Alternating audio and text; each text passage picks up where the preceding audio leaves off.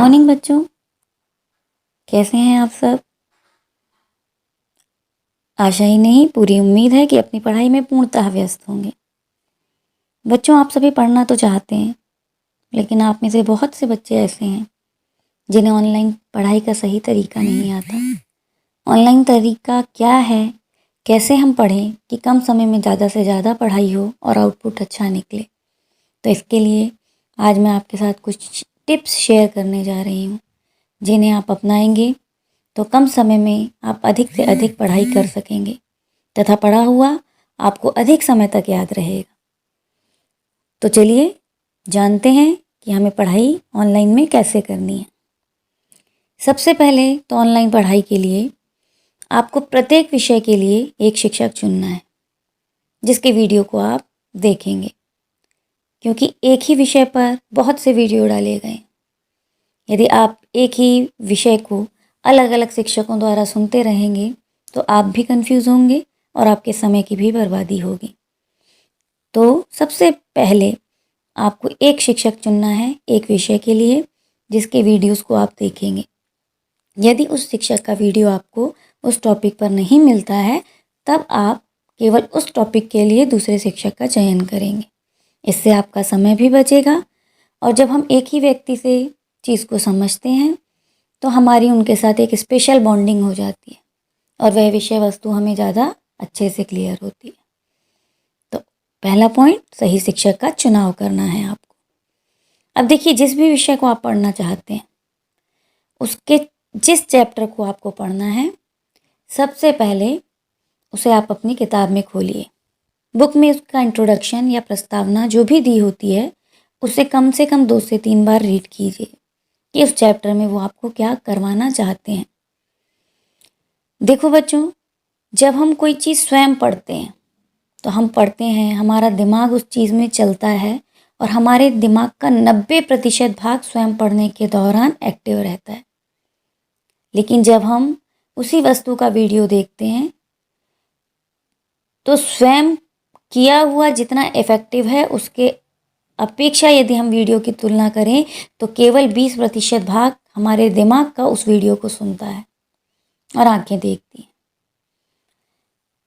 क्यों, क्या के प्रश्न उस समय हमारे दिमाग में नहीं आते, क्योंकि जो व्यक्ति सामने बोल रहा है बस हम वो सुनते चले जाते हैं। जब हम विषय वस्तु को खुद रीड करते हैं तो क्या चीज़ हमें समझ में नहीं आई, क्या परेशानी हमें लग रही है, ये हमारा दिमाग साथ साथ हमें बताता जाता है। तो प्रस्तावना को रीड कीजिए। अब जो टॉपिक आया है, आपके विषय चैप्टर का जो भी पहला टॉपिक है जिस पर आपको पढ़ाना चाह रहे हैं, उस टॉपिक को कम से कम 2 से 3 बार रीड कीजिए, ताकि आपके दिमाग को ये पता चल सके कि आपको कहाँ परेशानी आ रही है और ऐसी कौन सी चीज़ है जो उसमें आपको समझ में नहीं आ रही। अब आप उस विषय वस्तु का वीडियो, जिस शिक्षक का आपने चयन किया है उनका उस विषय वस्तु पर वीडियो देखिए। जो चीज़ें आपको समझ में नहीं आई थी, उस वीडियो में आपको उनके आंसर मिल जाएंगे। लेकिन जब तक हमें पहले विषय वस्तु नहीं पता है और सीधे बैठकर यदि हम ऑनलाइन वीडियो देखते हैं, तो हम केवल अपने समय की बर्बादी कर रहे हैं। वीडियो को देखते समय आपको अपने साथ पेन कॉपी रखनी है। शिक्षक जो समझा रहे हैं उससे साथ साथ, जिस तरह कक्षा में आपके शिक्षक जब आपको पढ़ाते हैं तो आपको उन्होंने क्या पढ़ाया ये आप साथ साथ नोट करते हैं, उसी तरह वीडियोस को देखते समय भी आपको अपने साथ पेन कॉपी लेकर उस वीडियो को देखना है और उन्होंने क्या बताया वो नोट करना है। अब यदि कोई ऐसा प्रश्न रह गया है जो आपके दिमाग में आपके पढ़ते समय आया था लेकिन उस वीडियो में उसका आंसर नहीं मिला है, तो गूगल पर उसका आंसर सर्च कर लीजिए। इसके पश्चात उस विषय पर अपने नोट्स बनाइए। अपने बनाए हुए नोट्स बेहद महत्वपूर्ण होते हैं और हमें आसानी से याद हो जाते हैं। अब यदि ये प्रक्रिया आपने सुबह की है कि आपने सुबह उस टॉपिक को पढ़ा है 2 से 3 बार, उसका वीडियो देख लिया और अपने नोट्स तैयार कर लिए हैं, तो शाम को बैठकर उन नोट्स को याद कर लीजिए। लर्निंग, याद करना बहुत आवश्यक है।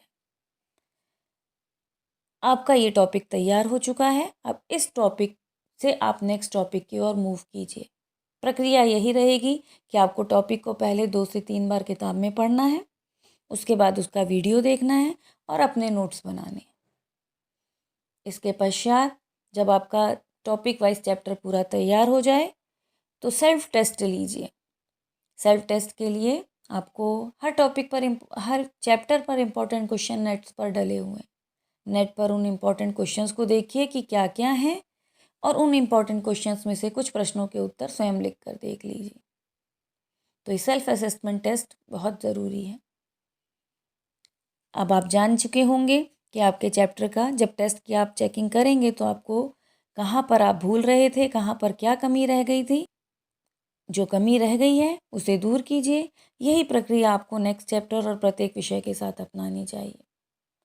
इस तरह की गई पढ़ाई में आपका समय भी बहुत बचेगा और केवल आप वीडियो देखकर सोचेंगे कि आपकी पढ़ाई हो जाए तो वीडियो देखकर जब तक आप उसके नोट्स स्वयं के नहीं बनाएंगे तब तक आपके देखे गए वीडियो कुछ दिन तो आपके दिमाग में रहेंगे, लेकिन उसका पूर्ण आउटपुट जो आपको मिलना चाहिए वो आपको नहीं मिल पाएगा।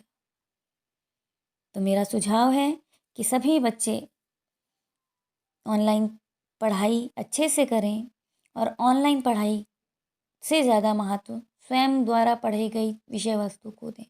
स्वयं विषय वस्तु को ज़्यादा टाइम देखें, पढ़ें और ऑनलाइन केवल उस वीडियो को एक बार 2 बार जैसे आपके शिक्षक आपको क्लास में पढ़ाते थे वैसे देखें।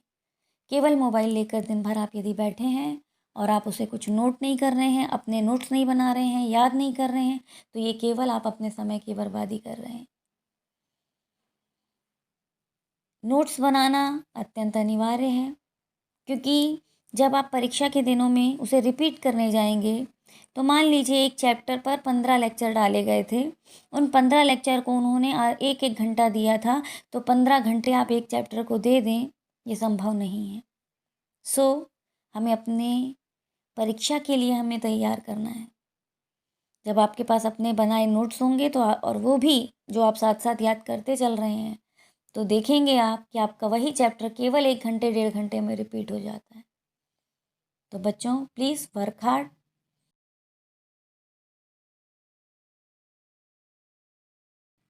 Thank you students, please follow this.